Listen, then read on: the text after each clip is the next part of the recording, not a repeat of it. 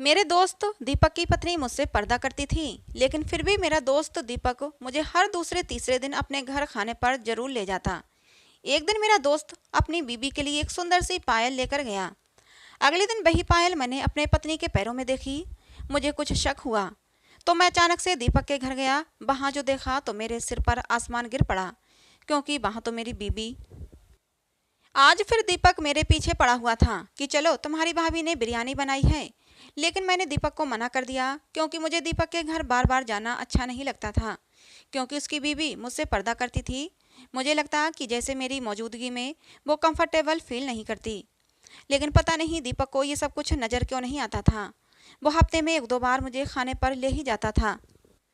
मेरे मना करने पर दीपक कहने लगा, क्यों यार, आखिर कोई वजह तो होगी, तुम क्यों नहीं जाना चाहते? तुम जरूर भाभी की वजह से जाना नहीं चाहते। तुम्हें भाभी से मिलने की जल्दी होगी ना।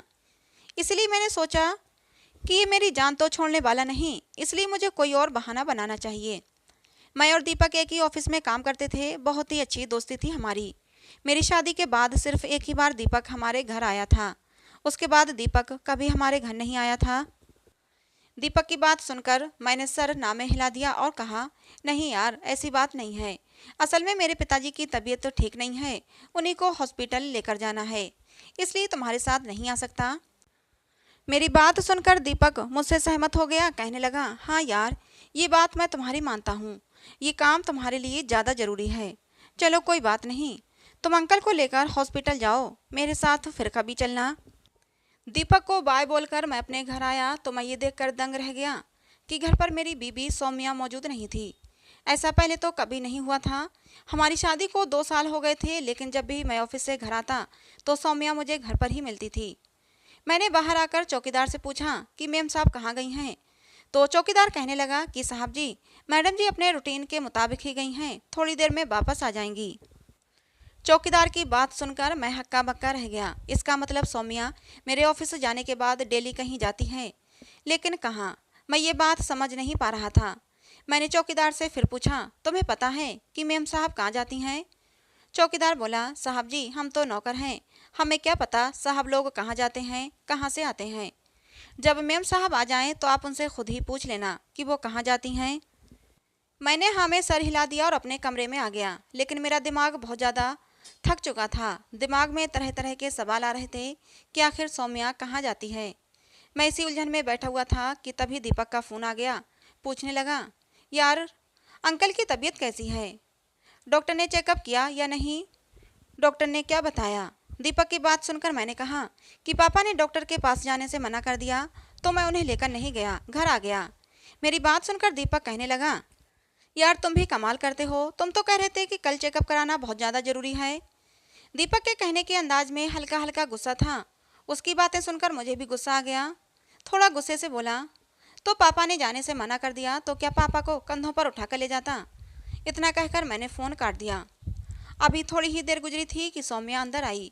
वो बहुत ज़्यादा परेशान दिख रही थी। मुझे देखकर बोली, सॉरी मैं तुम्हें घर पर नहीं मिली, तुम्हें भूख तो नहीं लगी, खाना लगाऊं? मैंने सौम्या से पूछा, तुम कहाँ गई थी? तो वो कहने लगी, पड़ोसन के घर गई थी। मैंने महसूस किया कि जैसे सौम्या मुझसे नज़रें चुरा रही है। मुझे ये बिल्कुल अच्छा नहीं लग रहा था कि सौम्या मुझसे नज़रें चुरा कर बात करे, लेकिन मैंने फिर इस बात को नज़रअंदाज कर दिया। सौम्या ने मेरे लिए खाने का इंतजाम किया। हम लोग खाना खाने बैठे कि तभी सौम्या ने मुझसे पूछा, रवीश तुम पापा को हॉस्पिटल लेकर जाने वाले थे ना, क्या हुआ? डॉक्टर ने क्या कहा? सौम्या की बात सुनकर मैं हैरान रह गया, क्योंकि पापा को हॉस्पिटल ले जाने वाली बात मैंने सिर्फ दीपक को ही बताई थी।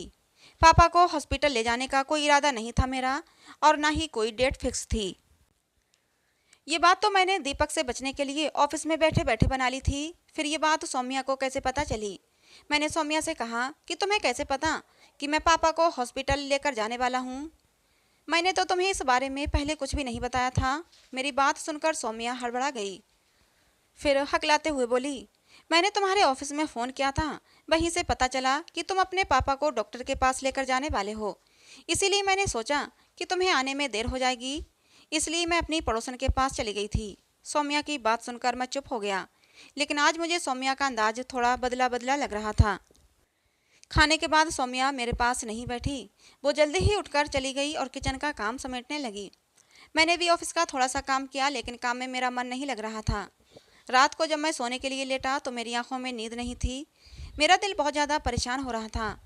चौकीदार की बातें सुनने के बाद मुझे याद आ रहा था कि मेरी बीबी मेरे बाद कहाँ जाती है, किससे मिलने जाती है। आखिर फिर मैं इसी नतीजे पर पहुंचा कि हो सकता है मेरी बीबी सौम्या पड़ोसन के पास ही जाती हो, क्योंकि मैं अपनी बीबी पर शक करना नहीं चाहता था। क्योंकि हमारी शादी को सिर्फ 2 ही साल हुए थे। सौम्या और हम बचपन से एक दूसरे को जानते थे। हमारी दोस्ती बचपन से ही थी। एक दूसरे का हम बहुत ख्याल रखते थे और एक दूसरे से मोहब्बत भी बहुत करते थे। बचपन से लेकर अब तक सौम्या ने मेरे साथ वफा निभाई थी। सौम्या मुझसे इतनी मोहब्बत करती थी कि मेरे बगैर सांस भी नहीं ले सकती थी। ये सोचकर मैंने अपने दिल को समझाया और सो गया। सुबह उठा, तैयार होकर ऑफिस गया तो दीपक ने मुझे आड़े हाथों लिया। नाराजगी दिखाते हुए कहने लगा, बहाना करके कल मुझसे पीछा छुड़ाकर भाग गए। पता है, मैंने स्पेशली तुम्हारे लिए बिरयानी बनवाई थी। जब तुम नहीं आए तो तुम्हारी भाभी मुझे बातें सुनाने लगी। कहने लगी कि बेकार में मुझे परेशान करते हो, इतनी मेहनत करवाते हो, तुम्हारा दोस्त तो आया ही नहीं। मैंने कहा, यार दीपक, भाभी मुझसे पर्दा करती हैं, इसलिए मैं नहीं आया। जब मैं घर पर होता हूँ तो उन्हें अपना चेहरा छुपा कर रखना पड़ता है। उन्हें बहुत ज़्यादा तकलीफ होती होगी, इसलिए मैं उन्हें परेशान नहीं करना चाहता था। मेरी बात सुनकर दीपक बोला, अरे यार, ऐसी कोई बात नहीं है। मेरी बीवी सिर्फ तुमसे ही नहीं, जब मेरा भाई आता है तो उससे भी पर्दा करती है। तो क्या अपने भाई को घर बुलाना बंद कर दूं? मैंने कहा, नहीं यार, वो तुम्हारा भाई है, उसे घर पर बुलाना क्यों बंद कर दोगे? लेकिन मुझे अच्छा नहीं लगता कि मेरी वजह से तुम्हारे घर में लड़ाई झगड़े हों। मेरी बात सुनकर दीपक हंसने लगा। कहने लगा, अरे नहीं, मेरी बीबी ऐसी नहीं है। लगता है सौम्या भाभी को मेहमानों को आना पसंद नहीं है, इसीलिए तुम ऐसा कह रहे हो। मेरी बीबी तो कहती है कि दीपक, हमारे घर में जितना मेहमान आए उतना ही अच्छा है, क्योंकि मेहमान भगवान का रूप होते हैं। जब भी मेरे घर में मेहमान आते हैं तो मेरी बीबी बहुत ज़्यादा खुश हो जाती है और पूरे दिल से उनका स्वागत करती है। मैंने कहा, यार, तुमसे बातों में कोई नहीं जीत सकता। चलो अगली बार जब भी दावत दोगे तो ज़रूर चलूँगा। मैंने सोचा था इस बार मैं दावत पर नहीं गया था, बहाना बना दिया था, तो हो सकता है अगली बार उसकी बीवी मुझे खुद ही ना आने दे, दीपक को मना कर दे। लेकिन मैं तो हैरान रह गया जब 2 दिन बाद दीपक ने मुझसे कहा कि चलो, तुम्हारी भाभी ने आज शाही पनीर बनाया है और तुम्हारी दावत है। मैं सुनकर हैरान रह गया। मैं सोचने लगा कि आखिर दीपक की बीवी को कैसे पता चल जाता है कि मेरी पसंद की डिश क्या है। मेरा मन तो नहीं कर रहा था, लेकिन मैं मना करके दीपक का दिल तोड़ना नहीं चाहता था, इसलिए मन मारकर उसके साथ चलने को तैयार हो गया। मैं दीपक के घर पहुंच गया। दीपक ने मुझे सोफे पर बैठने को कहा। सोफे पर बैठते बैठते मेरी निगाह दीपक की पत्नी पर पड़ी तो मुझे लगा जैसे वो बहुत ज़्यादा घबराई हुई है। हालांकि उसने अपने चेहरे को पूरी तरह ढक रखा था, लेकिन फिर भी उसकी हरकतों से लग रहा था कि वो बहुत ज़्यादा नर्वस है। मैं जब भी दीपक के घर जाता था तो नज़रें हमेशा नीची रखता था, लेकिन कभी कभी जब दीपक की पत्नी बर्तन वगैरह रखने आती या कोई सामान देने आती तो उसकी हरकतों से मुझे लगता था कि वो मेरी मौजूदगी में कंफर्टेबल नहीं है। फिर थोड़ी देर में ही दीपक ने कहा कि खाना लग गया है, आओ खाना खा लो। हम टेबल पर खाना खाने बैठ गए। मुझे अभी भी साफ साफ लग रहा था कि दीपक की पत्नी के हाथ कांप रहे हैं। जब भी वो कोई चीज़ रखती तो हाथों की आहट तो मुझे महसूस हो जाती थी। हमने खाना शुरू कर दिया। अचानक खाना खाते खाते मुझे ध्यान आया कि सौम्या घर पर परेशान हो रही होगी। मैंने जब वो फ़ोन निकाला और दीपक से बोला, मैं तेरी भाभी को फ़ोन कर देता हूँ, वो परेशान हो रही होगी, उसे बता दूँ कि मुझे आने में देर हो जाएगी। मेरी बात सुनकर दीपक को एकदम से खांसी आ गई। मैंने उसे पानी का गिलास दिया, तब भी उसकी खांसी नहीं रुकी। थोड़ी देर बाद रिलैक्स हुआ तो बोला, क्या यार, तुम भी छोटी छोटी बातें भाभी को बताने बैठ जाते हो। भाभी को इंतज़ार का मज़ा लेने दो, इंतज़ार में ही तो मोहब्बत बढ़ती है। दीपक की बात सुनकर मैं हंस पड़ा। मैंने कहा, अरे नहीं यार, हम दोनों के बीच मोहब्बत तो वैसे भी बहुत है। सौम्या और मैं बचपन से एक दूसरे से मोहब्बत करते हैं। मेरी बात सुनकर दीपक के चेहरे की हंसी गायब हो गई। थोड़ी देर में दीपक सामान्य होकर फिर से खाना खाने लगा था। मैंने फ़ोन निकाला और सौम्या का नंबर डायल किया। मैंने उसे फ़ोन किया तो पता नहीं मुझे ऐसा क्यों लगा कि सौम्या की रिंगटोन की आवाज़ मुझे किचन से आई हो, लेकिन फिर मैंने इसे अपना वहम समझा। दूसरी तरफ सौम्या फ़ोन उठा चुकी थी। मैंने पूछा, हेलो सौम्या, कहाँ हो तुम? मेरी बात सुनकर सौम्या गुस्से से बोली, और कहाँ हो सकती हूँ, घर पर ही हूँ। मैं तुम्हारा कब से इंतजार कर रही हूँ और तुम अब फ़ोन कर रहे हो। मैंने कहा, आई एम सो सॉरी यार। मैं अपने दोस्त दीपक की तरफ आया हूँ। यहीं खाना खा लूँगा, तुम परेशान मत होना और खाना खाकर लेट जाना। सौम्या ने कहा, ठीक है, और फिर उसने फ़ोन काट दिया। मैंने भी फ़ोन जेब में रख लिया और खाना खाने लगा। खाने से फारिग होकर मैं घर वापस आ गया, लेकिन घर के अंदर जाने से पहले किसी ख्याल के तहत मैंने चौकीदार से पूछा, बाबा क्या मेम साहब आज कहीं बाहर गई थीं? चौकीदार बोला, हाँ साहब गई थीं, अभी 20 मिनट पहले ही वापस आई हैं। चौकीदार की बात सुनकर मैं हैरान रह गया, क्योंकि अभी 1 घंटा पहले ही तो मैंने सौम्या को फ़ोन किया था और उसने कहा था कि मैं घर पर ही हूँ। आखिर सौम्या मुझसे बातें क्यों छुपाने लगी थी? वो मुझसे क्या छुपा रही थी? वो मुझसे छुपकर कहाँ जाती थी? मेरा दिमाग उलझ चुका था। इतने में मैं अंदर आया। सौम्या अंदर बेडरूम में बेड पर बैठी हुई थी। मुझे देखते ही उसने गुस्से से मुंह फेर लिया। मैंने कहा, क्या बात है सौम्या, मुझसे नाराज हो? मेरी बात सुनकर कहने लगी, क्यों, क्या मुझे रूठने का भी हक नहीं? तुम रोज रोज बहाना करके अपने दोस्त के घर चले जाते हो। मैंने कहा, कैसी बातें करती हो सौम्या, इसमें बहाने वाली क्या बात है? मैं सचमुच अपने दोस्त के घर ही गया था। मेरी बात सुनकर सौम्या कहने लगी, मुझे तो ये बहाना ही लगता है। मुझे ऐसा लगता है कि दोस्त का बहाना करके तुम मुझे धोखा दे रहे हो। सौम्या की बात का मैंने कोई ज़्यादा रिएक्ट नहीं किया और खामोशी से उसके चेहरे की तरफ देखता रहा। फिर बोला, सौम्या, जो इंसान जैसा होता है उसे सामने वाला वैसा ही लगता है। जो दूसरों को धोखा देता है उसे लगता है कि सामने वाला भी उसे धोखा दे रहा है। मेरी बात सुनकर सौम्या एकदम से घबरा गई। उसके चेहरे का रंग पीला पड़ गया। एकदम से मेरी तरफ देखने लगी।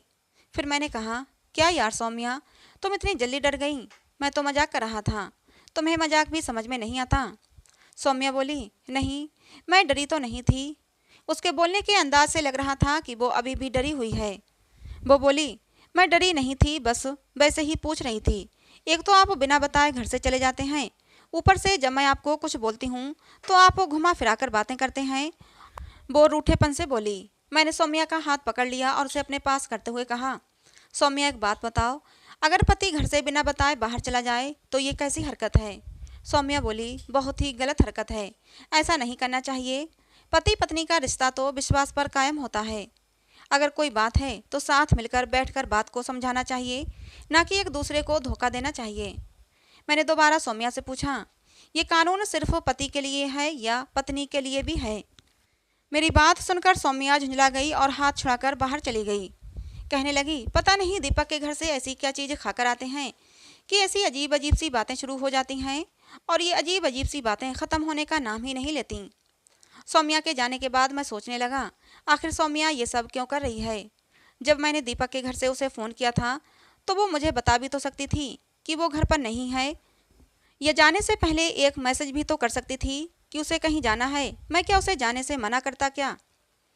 मैं सौम्या से घुमा घुमा कर बात इसलिए कर रहा था कि मैं सोच रहा था कि हो सकता है इस तरह परेशान होकर सौम्या मुझे कुछ सच्चाई बता दे, लेकिन वो तो उल्टा मुझ पर ही इल्ज़ाम लगाकर बाहर चली गई। मैं सोचने लगा, इसका मतलब है कि सौम्या मुझे बताना नहीं चाहती कि वो कहाँ जाती है। मेरे दिमाग में अजीब अजीब से ख्याल आ रहे थे। कहीं सौम्या किसी मुसीबत में ना पड़ जाए। अपनी बीवी की हिफाजत करना मेरा फ़र्ज था। सौम्या कहाँ जाती है इस बात का पता मुझे लगाना ही पड़ेगा। ये सोचकर मैंने एक फ़ैसला कर लिया और उस काम के लिए मुझे चौकीदार की मदद की ज़रूरत थी। सुबह ऑफिस जाते वक्त मैंने चौकीदार को इशारा करके घर से बाहर बुला लिया। फिर मैंने उससे पूछा, बाबा, मेम साहब घर से कब बाहर निकलती हैं?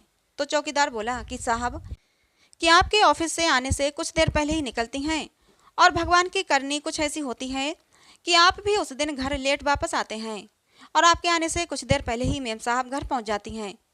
चौकीदार का शुक्रिया अदा करके मैं गाड़ी में बैठ गया और ऑफिस के लिए निकल गया। रास्ते में मैं सोच रहा था कि चौकीदार की बातों से तो यही लगता है कि सौम्या को पहले से पता हो जाता है कि आज मैं दीपक के घर जाने वाला हूँ।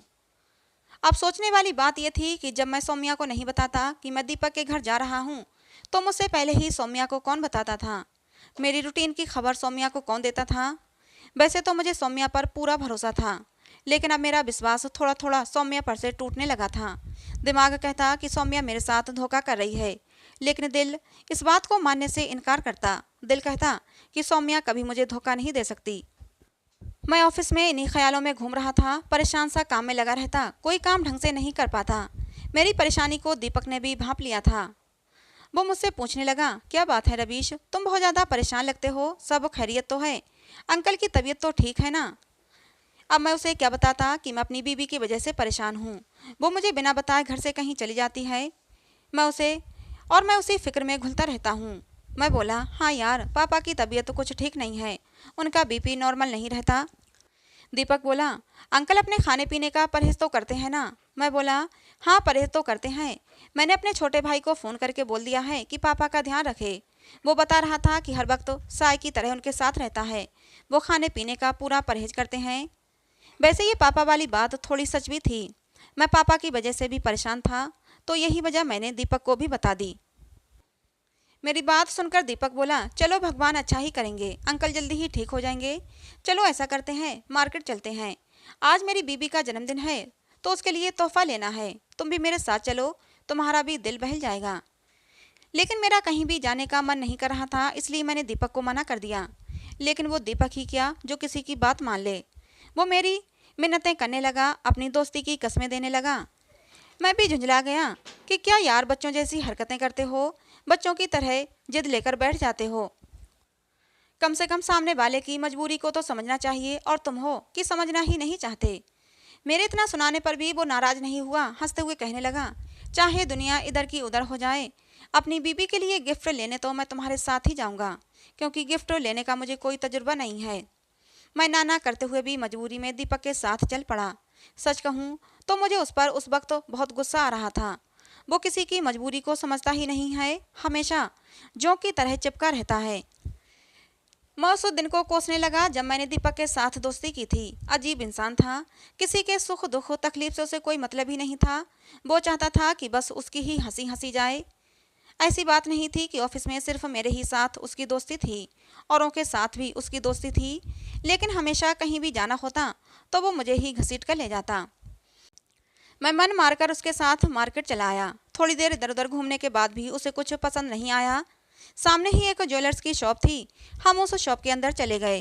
दीपक कहने लगा, मैं तुम्हारी भाभी को पायल गिफ्ट करना चाहता हूँ, तो तुम मेरी मदद करो कि कैसा डिजाइन मैं पसंद करूँ। मैं उससे छुटकारा पाना चाहता था, इसलिए मैं उसकी मदद करने लगा। थोड़ी देर में मेरी नज़र एक बहुत ही खूबसूरत सी पायल पर पड़ी। बहुत ही अच्छा यूनिक सा डिजाइन था, मेरे मन को भा गया। मैंने कहा, ये वाली पायल ले लो, भाभी को बहुत पसंद आएगी। दीपक ने पायल देखी और बोला, हाँ यार, पायल तो बहुत अच्छी है, तुम्हारी पसंद की दाद देनी पड़ेगी। फिर उसने वो पायल गिफ्ट पैक करा ली। हम घर वापस आए। आज सौम्या मुझे घर पर ही मिली। वो मुझे देखकर बहुत खुश हो गई। मुझे देखते ही उसने मुझे पानी का गिलास दिया। पानी पीकर मैं सोफे पर बैठ गया। वो भी मेरे पास आकर सोफे पर बैठ गई और मुझसे बातें करने लगी। लेकिन मैं बहुत ज़्यादा परेशान था। कुछ दिनों से मैं खुश होना तो भूल ही गया था। मैं उसकी बातों का बस हूँ हाँ में जवाब दे रहा था। थोड़ी देर बाद इधर उधर की बातें करने के बाद सौम्या बोली, रबीस, दीपक के साथ तुम्हारी दोस्ती कैसे हुई और कब हुई? सौम्या की बात सुनकर मैं थोड़ा चौंक गया। मैंने ध्यान दिया कि सौम्या आजकल दीपक की बातें कुछ ज़्यादा ही करने लगी थी। बात कहीं की भी हो, वो घुमा फिरा कर दीपक को बीच में ले आती थी और उसी की बातें करने लगती थी। मुझे थोड़ा अजीब तो लगता था कि वो क्यों दीपक में इतनी दिलचस्पी दिखाती है। उसने पूछा तो मैंने उसे बताना शुरू किया कि शादी के 1.5 साल बाद ही मेरी और दीपक की दोस्ती हो गई थी। ऑफिस में कई और भी उसके दोस्त हैं, लेकिन जब से उसकी दोस्ती मेरे साथ हुई है, उसने सबको पीछे छोड़ दिया है। वो हर वक्त मेरे पीछे ही पड़ा रहता है। कहीं भी जाना हो मुझे ही घसीट कर साथ ले जाता है। मेरे साथ जोंक की तरह चिपका रहता है। मुझे अपने घर दावत पर बुलाता है। हालांकि उसकी बीवी मुझसे पर्दा करती है, तो मुझे उसके घर जाना अच्छा नहीं लगता, लेकिन वो ज़बरदस्ती मुझे अपने घर ले जाता है। अजीब इंसान है। मैं तो उसकी दोस्ती से तंग आ गया हूँ। मेरी बात सुनकर सौम्या बोली, किसी की मोहब्बत का यूं मजाक नहीं उड़ाते। पाक और सच्ची मोहब्बत तो भगवान की कृपा से मिलती है। फिर अचानक सौम्या ने मेरा हाथ पकड़ लिया और बोली, रबीश, एक बात पूछूं? अगर दीपक तुम्हें धोखा दे तो तुम्हें कैसा लगेगा? क्या तुम दीपक को कभी माफ़ कर पाओगे? सौम्या की बात सुनकर मेरे कान खड़े हो गए। मैंने कहा, कैसा धोखा? बिजनेस के मामले में या फिर निजी मामले में? सौम्या बोली, निजी मामले में। निजी मामले से क्या मतलब है? मैंने सौम्या का चेहरा देखा। सौम्या फिर बोली, निजी मामले से मतलब कोई चीज़ जो तुम्हें बहुत ज़्यादा प्यारी हो, वो दीपक ले जाए, तुम्हारे हक पर डाका डाले, तो तुम्हें कैसा लगेगा? सौम्या की बातें सुनकर मेरे सर में हथौड़े पड़ने लगे थे। मेरा सर चकराने लगा। सौम्या और दीपक के कई सारे पजल थे जो आपस में मिल रहे थे। मैंने सौम्या से कहा, सौम्या, जो मेरी प्यारी चीज होगी, अगर वो मुझसे प्यार करती होगी तो कभी भी मुझे छोड़कर दीपक के पास नहीं जाएगी। मेरी बात सुनकर सौम्या बोली, नहीं रवीश, फिर भी मुझे बताओ, अगर तुम्हारी कोई प्यारी चीज दीपक के पास चली जाए तो तुम क्या करोगे? दीपक के साथ दोस्ती तोड़ दोगे या फिर उसे नुकसान पहुंचाने की कोशिश करोगे? सौम्या की बात सुनकर मैं चकरा गया। मैंने सौम्या को डांटते हुए कहा कि क्या बेकार की बातें लेकर बैठ गई हो। मेरी बातें सुनकर सौम्या थोड़ी उदास हो गई, लेकिन मेरी बातें सुनकर और मेरे तेवर देखकर वो किचन में चली गई। सौम्या के जाने के बाद मैं सोच विचार में गुम हो गया। मैं चाहता था कि ये सारा मामला खुलकर सामने आ जाए। मैं सारे राज को जानने के लिए बेचैन होने लगा और इससे पर्दा उठाने के लिए बेचैन होने लगा। अपने मन ही मन में मैं सोचने लगा, अगर पर्दा उठाने के लिए मुझे सौम्या पर सख्ती करना पड़े तो उसे करने से भी मैं बाज नहीं आऊँगा। लेकिन कुदरत ने यह मौका मुझे अगले दिन ही दे दिया। अगले दिन जब मैं ऑफिस से घर आया तो सौम्या वही पायल पहने घूम रही थी जो पायल उस दिन दीपक मेरे साथ मार्केट से लेकर आया था। सौम्या के पैरों में वो पायल देखकर मैं चकरा गया।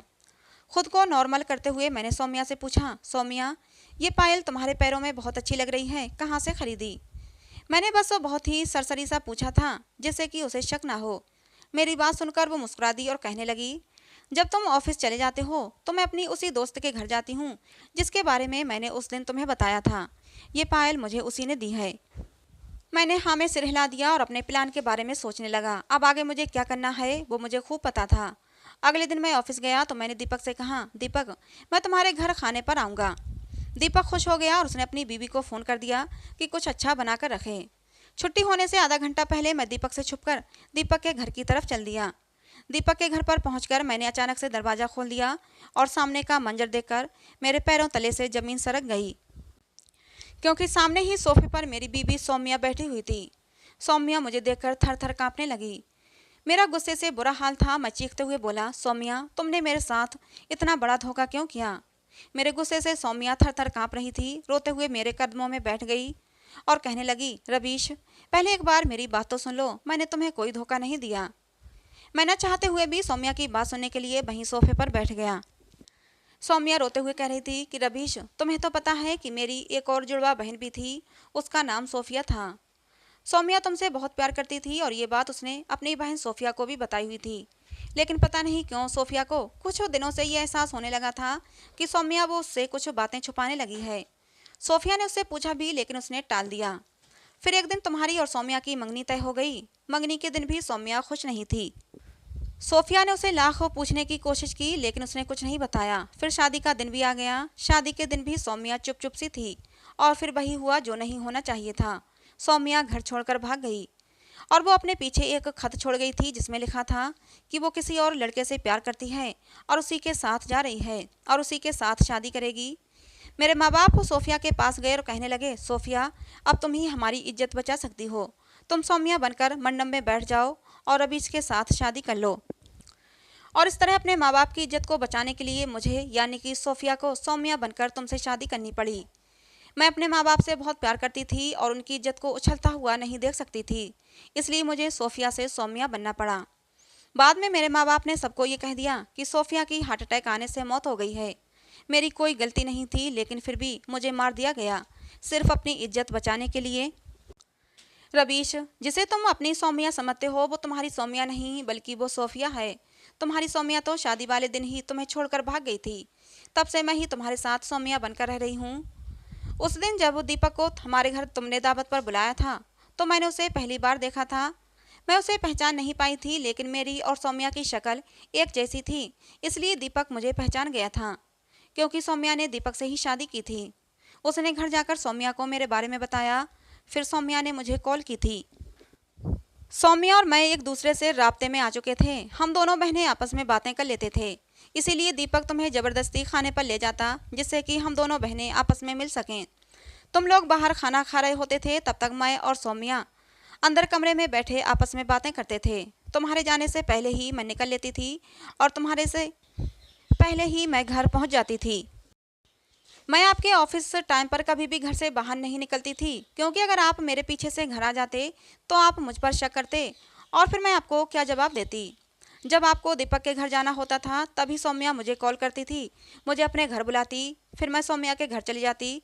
उधर दीपक आपको घर ले आता, आप दीपक से बातों में लगे रहते और मुझे मेरी बहन से मिलना हो जाता था। इतनी ही देर में सौम्या भी एक कमरे से निकल कर आ गई थी। वो भी रोती हुई मेरे सामने बैठ गई और कहने लगी, प्लीज़ रवीश, मुझे माफ़ कर दो। मुझे दीपक से मोहब्बत हो गई थी, इसलिए मैं उस दिन घर से भाग गई थी। इसीलिए मैंने तुम्हारे साथ शादी नहीं की थी। अगर मैं दीपक से मोहब्बत करते हुए भी तुम्हारे साथ शादी कर लेती तो ये तुम्हारे साथ बहुत बड़ा धोखा होता। मोहब्बत तो मैं दीपक से करती और शादी तुम्हारे साथ करती, ये मुझे बिल्कुल भी गवारा नहीं था। इसलिए मैं उस दिन घर से भाग गई थी। सोफिया के रूप में तुम्हें बहुत ही अच्छी बीवी मिली है, प्लीज़ मेरे किए की सज़ा उसे मत देना। मैंने सोफिया का हाथ पकड़ा और उसे घर ले आया। मैंने सौम्या से और दीपक से बातचीत करना बंद कर दिया। मैं उन लोगों से नाराज़ हूँ, उन लोगों ने मुझे धोखे में रखा।